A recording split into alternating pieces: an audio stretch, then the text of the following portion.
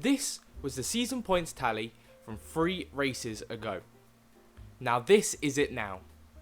So the question is, what has happened to Sergio Perez? Now, to break it down even further, I'm going to be talking about 5 topics here, and I'll start off with his performances in the first half of this season. So the first 4 or 5 races, and then the second half of the season from now is from Miami. So let's talk about Bahrain first. He qualified second, 1.5 tenths behind Verstappen, and finished the race in second place, 11 seconds behind his teammate. So it was a respectable finish at the Bahrain Grand Prix. Pretty much what you'd expect from your number 2 driver. Then we get on to Saudi Arabia, where he qualified first with Verstappen down in 15th after he had some problems with his car. Finished first with Verstappen in second. Again, good result. Picked up the points when the team needed it when Verstappen had bad qualifying. Then in Australia, he didn't set a lap in quali due to issues with the car, but he ended up 5th, which was a great comeback result for him, showing his true strengths in that car to still salvage some points for the team from the back of the grid. He did get driver of the day as well, I'm pretty sure, for that race. Then in Baku, he finished the sprint shootout in second and finished the sprint race in first. And then in the actual race, he finished first. Again, very respectable, picking up the points when Verstappen doesn't. And then finally, in Miami, he qualified first with Verstappen only in 9th and finished the race in second behind his teammate again.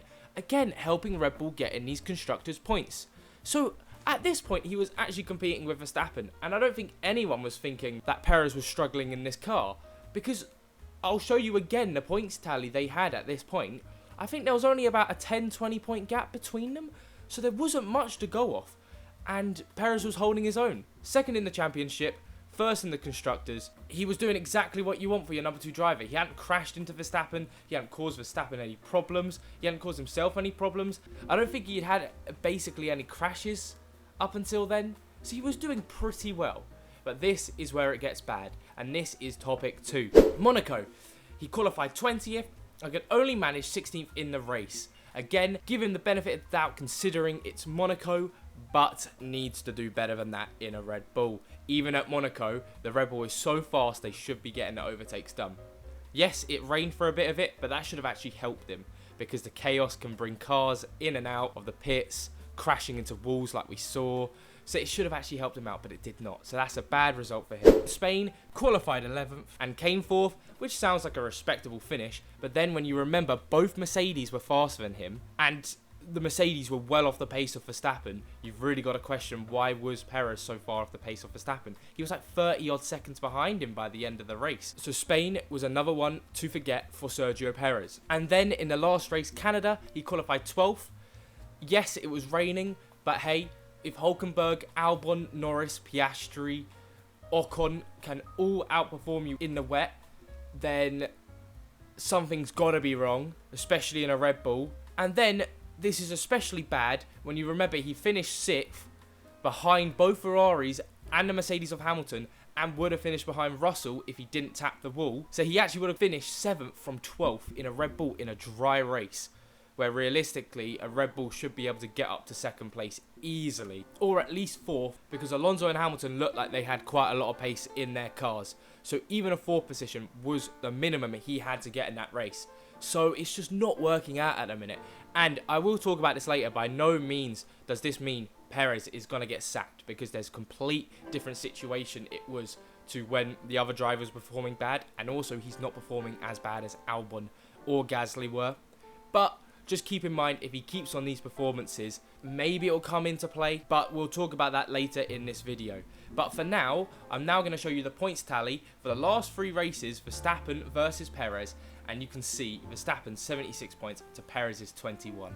Wow, that is just a ridiculous margin, considering they are teammates in the same car, in the fastest car on the grid. But now, the saving grace for Perez is why Red Bull won't drop him for another driver.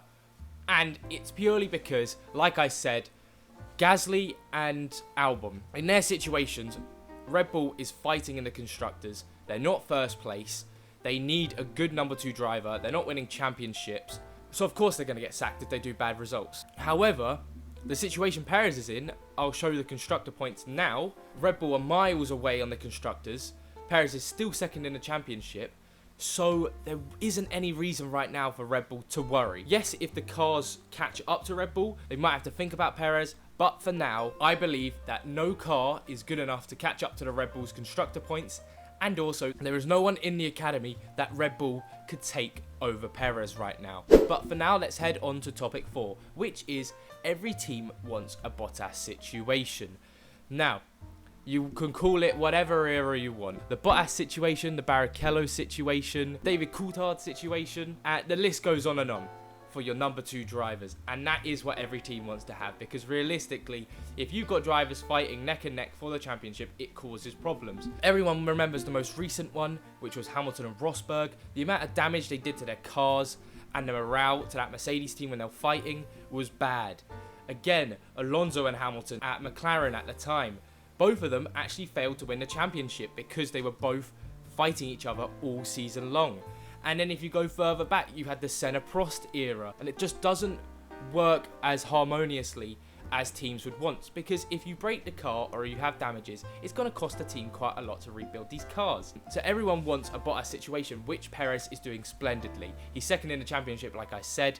He's not behind anyone in the championship. Red Bull are winning. So if Verstappen's winning these championships and doesn't have to fight with his teammate, there's no reason for them to get rid of him for now. Then onto the final topic, which is hypothetically, if he got sacked, who would they bring in? Now, for me, there are 2 front runners, which might sound crazy, but this is the most realistic I can see it happening, which is Tsunoda, of course. He's been doing pretty well in the AlphaTauri. I'll show you his race results recently.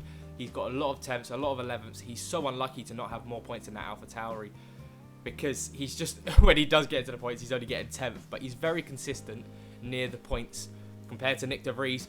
The reason he's not an option is because Ricciardo probably will be replacing Nick de Vries. I doubt Nick de Vries is going to keep his seat till the end of the season, so we might get to see how well Ricciardo does in that car. But realistically, when you see Tsunoda and Ricciardo as the top 2 choices to be taken over Perez, I don't think Tsunoda's ready, and Red Bull don't want to make the mistake again which they made for Gasly and Albon. So give Tsunoda the time he needs in that AlphaTauri just to push himself until he's ready for that Red Bull.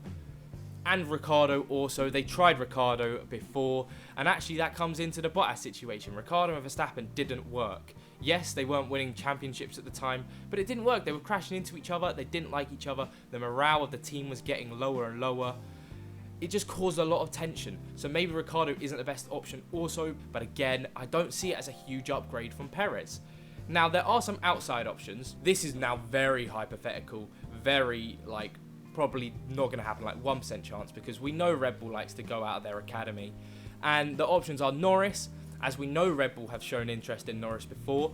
The problem is it costs a lot of money to get him out of his McLaren contract. And again, do they really need to pay that money? Do they really need him if Verstappen's winning these championships? Not really. Then you got Leclerc. We all know he's unhappy at Ferrari and probably wants to move. It's looking more likely if he did move, it would be to Aston Martin. But again, very unlikely considering Ferrari to Red Bull. They don't need to do it. They don't need to get rid of Perez, so why would they go through the hassle? And then again with Hamilton, it'd be interesting to see Hamilton in a Red Bull, and he would be a good option for Red Bull. But Verstappen and Hamilton, we've seen how feisty they can get in 2021. I don't think it would work, and I think Red Bull know that wouldn't work, so I doubt that would happen as well. So hey, what do you think about Perez in the comments down below? As personally, I believe it's too early to be saying he is having a bad performance. I think it's just a bad spell for him. He will bounce back, I'm hoping in Austria, but I'm pretty sure he will bounce back. And even if he doesn't, Red Bull have the constructors under wraps, and if their car is as dominant as it was this year in next year, there is no reason to get rid of him for now. So thank you all for watching, like and subscribe, follow my Twitter, join my Discord, join my F1 Fantasy League, and hey, I'll see you all later.